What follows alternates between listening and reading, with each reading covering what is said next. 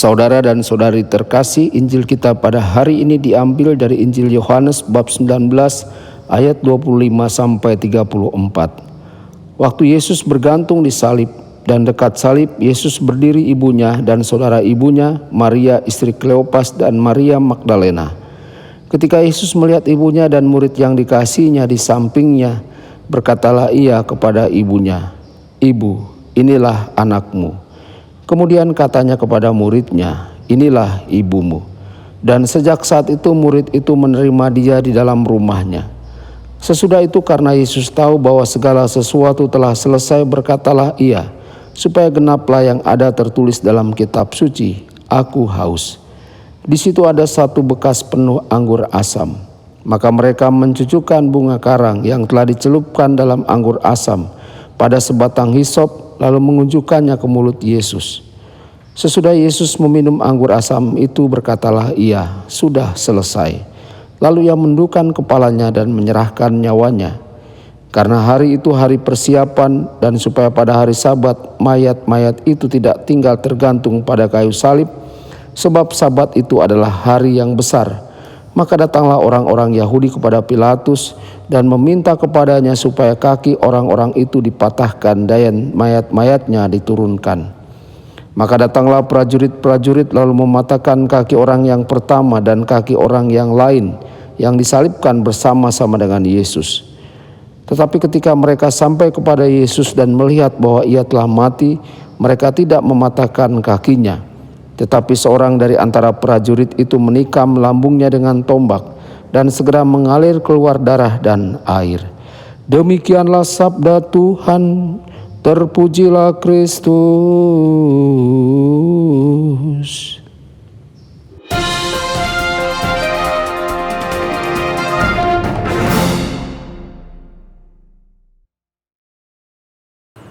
Saudara dan saudari terkasih dimanapun Anda berada, jumpa lagi dengan saya Romo Tedens dalam saluran Warta Kabar Sukacita. Semoga Anda semua dimanapun berada senantiasa dalam keadaan sehat dan bahagia. Saudara-saudari, hari ini gereja merayakan peringatan Maria, Bunda Gereja. Maria seperti kita sebagai manusia tidak menyukai rasa sakit dan kesedihan. Maklumat pertama tentang panggilannya oleh malaikat Gabriel tidak menyebutkan apa-apa tentang hal itu, hanya dipenuhi dengan janji-janji mesianis. Namun segera setelah kelahiran Yesus, Simeon menyelesaikan dimensi yang mencerahkan panggilannya. Dan sebuah pedang akan menembus hatimu sehingga pikiran banyak orang dapat diungkapkan. Menyadari pemenuhan panggilannya dalam menemani putranya selama penyaliban, Maria melakukannya dengan keinginan untuk memenuhi rencana misteri Allah, tidak dengan rasa takut, tetapi berdiri dekat dengan Yesus dengan semua kesedihan yang tersirat untuknya. Maria tidak pernah meninggalkan anaknya ketika ia menderita. Saudara-saudari, kata-kata yang diucapkan Yesus kepada ibunya dan muridnya yang terkasih setara dengan wasiat terakhirnya. Yesus mewariskan apa yang paling berharga baginya kepada orang yang dicintai. Kepada Maria, Yesus memberikan teman yang sangat dia cintai, yang juga membutuhkan bantuannya dalam kesulitan yang akan ia hadapi. Kepada Yohanes, Yesus memberikan penghiburan terbesarnya sebagai manusia, yakni ibunya. Yohanes dengan serius melaksanakan tanggung jawabnya terhadap Maria, membawanya ke rumahnya sendiri. Rumah bagi Yohanes tidak lain adalah gereja yang didirikan oleh Yesus. Maria harus memiliki tempat kebanggaan di sana sebagai ibu Yesus dan sebagai ibu yang mengenal, mencintai, dan melayani dia dengan baik.